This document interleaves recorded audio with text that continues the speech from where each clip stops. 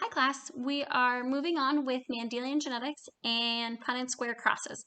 But instead of doing our single trait, which are called monohybrid, looking at round versus wrinkled or yellow versus green, we're going to put those traits together and look at the probability of getting, say, round in yellow or wrinkled in green. And so when you're talking about dihybrid, you're looking at two separate alleles or two different characteristics.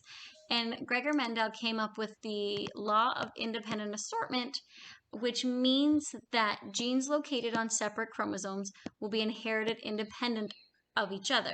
So the genes for yellow and the genes for round don't affect each other, or the genes for green and the genes for wrinkled don't affect it. So your probability of getting the one doesn't increase or decrease your probability of getting your other trait. They are completely separate of each other. So when we're kind of looking at his law of independent assortment, so what we're going to do is come up with our genotypes for the example in the picture. And so when we're thinking of it, we know yellow, and since it's P, the parent generation, we're assuming they're true breeding. And then round. So because they are true breeding parents, their gametes can only have, there's only one option for their gametes.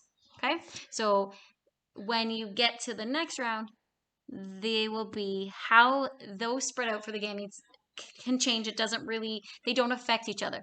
So if you're thinking about it, you would have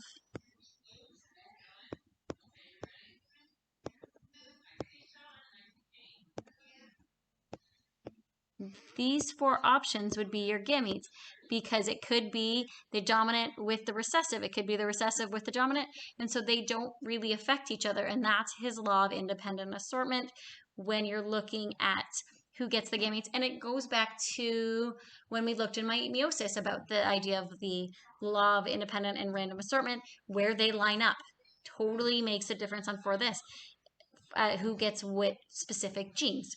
It all has to do with where those homologous chromosomes line up in metaphase 1.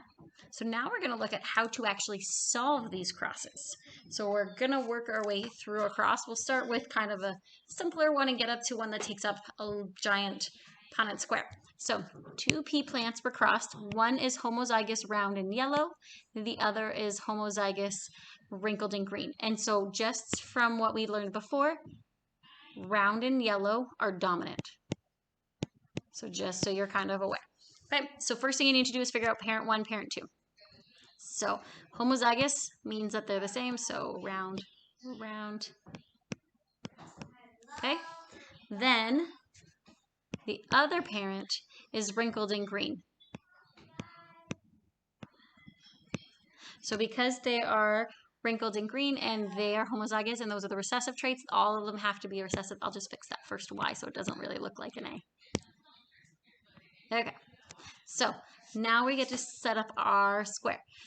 Okay, you can separate it and make it a giant one, but if you think about it, every single gamete for this one is going to have the exact same genotypes. So you don't need to set up a giant Punnett square. I can just set up a nice, easy, simple one. So from there, you can see every single offspring. So 100% of the offsprings will be heterozygous for both traits, which means 100% will be round and yellow. This only works when both if both parents have all of the same homozygous alleles. So that helps. We're going to do another one on the next slide that takes a little bit longer to do. Okay, so now on to the next one. This one is going to be a little bit longer. So they're both heterozygous, yellow and round. So that means they're both genotypes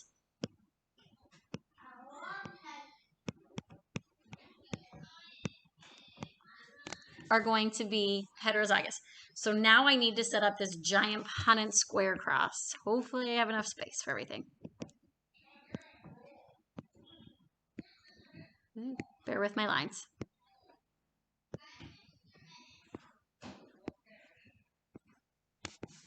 Okay, to help make this easier, I'm going to pick a different color. So it's kind of like a foil when you're figuring out what the gametes are. So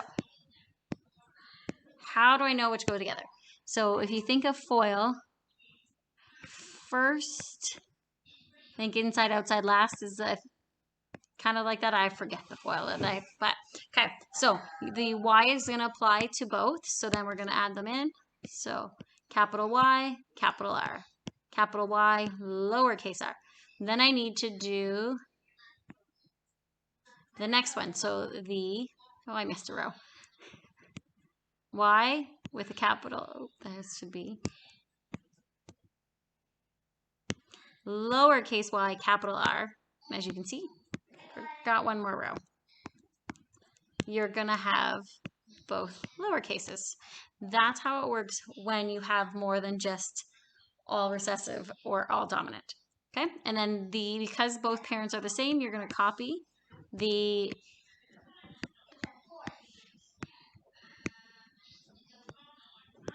there you go. Okay, so now you got to drop and bring everything over. So this goes down, this one goes across, and you're gonna have to fill in every single box.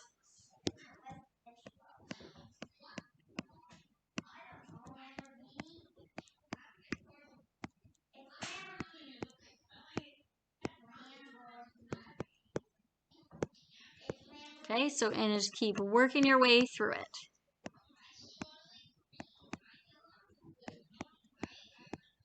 Take your time, don't rush so you don't mess up on your letters.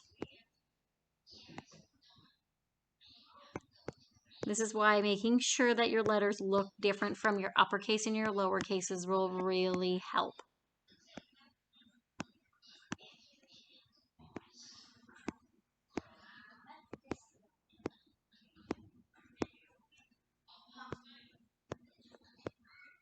And again, you could have the lowercase before the uppercase.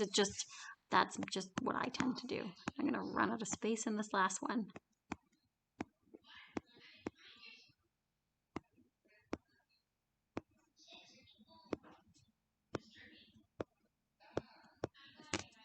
Okay, so now we got to figure out what this means. Okay, so I have the same one just typed up so that it's a little bit easier to follow. Okay, so what we're going to do is we're going to start with listing our genotypes. Oh, it keeps wanting to make this bigger. Okay, so there we go. So genotypes, we have one, all uppercase. And I find it's good to put a little dot so that I know I've counted that. Then we're gonna do the next one. I always find I start with both capitals and then I will kind of work my way through the letters. So I have two capital Y's, now I'm working through my R's. And then I have 1, 2. Then I'm gonna work through my capitals again and now my lowercase R's. And there's one there. Then I'm gonna work through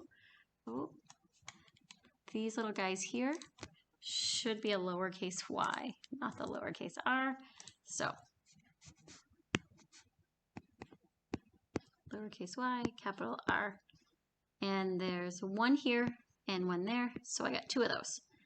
And then both are now going to be heterozygous. 1, 2, 3, 4. And look at that. For some reason, they all have R's instead of Y's. Really was into those R's that day. It just shows up. Sorry, guys.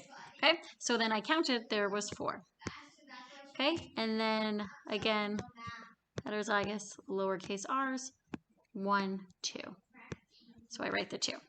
Now we're working with the lowercase y's, and I get a 1. And then lowercase y's, heterozygous, 1, 2.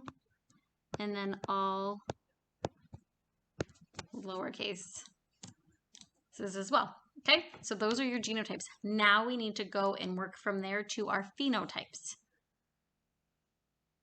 So I'm gonna get rid of the table and all the little dots and just write it above there so we can keep the genotypes to help us figure out what's going on.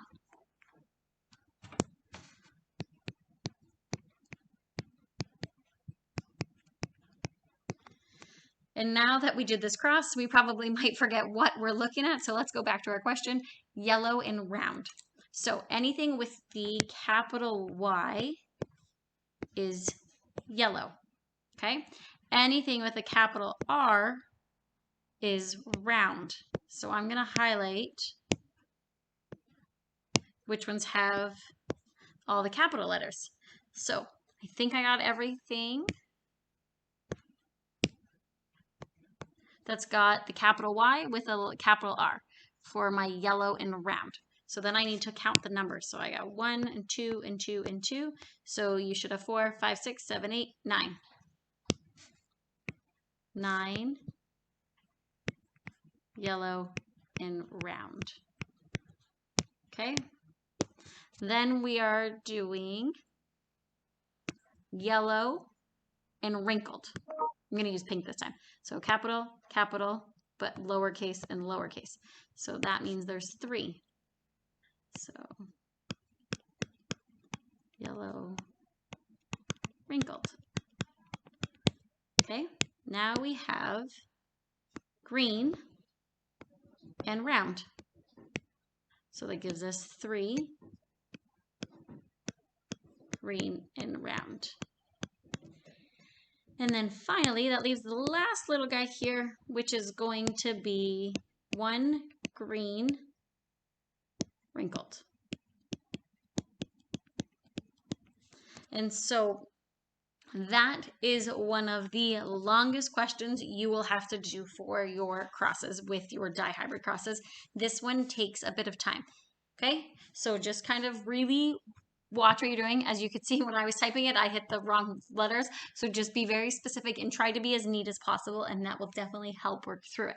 Okay, so we're going to do a quick check. So pause the video, read through the questions, try it if you would like. It says a homozygous round and a green seed were crossed with a hybrid round yellow seed. So I'm going to write parents, R-R-G-G, and oh, it's not G. No, we'll choose G.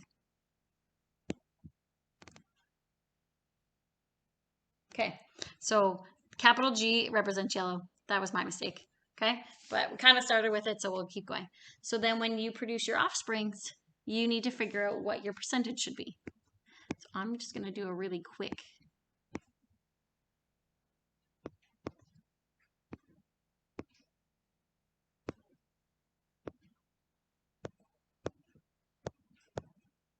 So all the gametes would be the same. So if I keep going, I could keep doing RG, but just to save time, I'm only going to do one column because all the columns are going to be the same.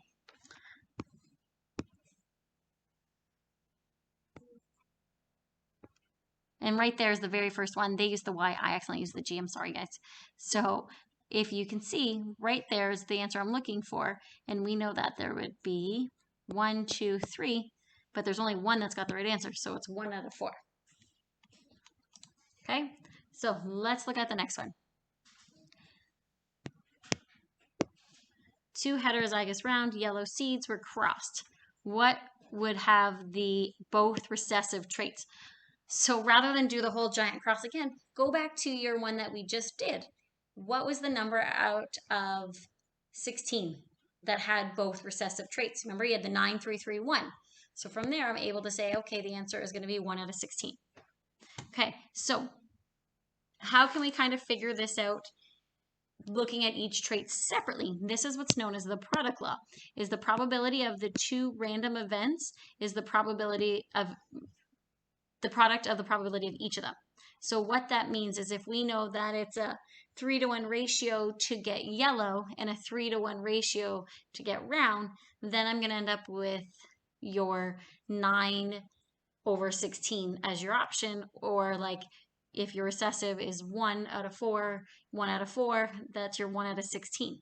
And so if you're looking mathematically, if we know for round it's 3/4, yellow is 3/4, you just multiply both your probabilities, 9 out of 16. And I'm going to skip back. Hey, look, round yellow, 9 out of 16. So that makes sense. If I was looking at, say, the recessive trait, we know it's 1/4, 1/4, 1/16. Again, look back, Wine green, that's going to be a recessive, and that makes sense. Okay? This stuff takes practice, so you really want to make sure you are practicing your crosses for your dihybrid. Okay, and the last little part to the note is sometimes traits can have multiple options, not just this or that. If they have a range of phenotypes, that's what's known as continuous. We don't do too much with them. That gets complicated. We'll talk a little bit more. There's more in evolution with them, but we're not going to do much in genetics. Discontinuous is what we are doing. It's literally clear-cut phenotypes. It's this or that. I like, as we talked about a couple times, the widow's peak versus the flat hairline, or you have your pea plants and you're round and wrinkled, or you have yellow or green. There's no third or fourth color or no third or fourth shape. Discontinuous is all we are going to do, but in a lot of species, they do have that continuous variation with a huge range of options. Eye color is continuous, even though we sometimes use it there because you have all the different shades. Okay, so make sure you do your practice.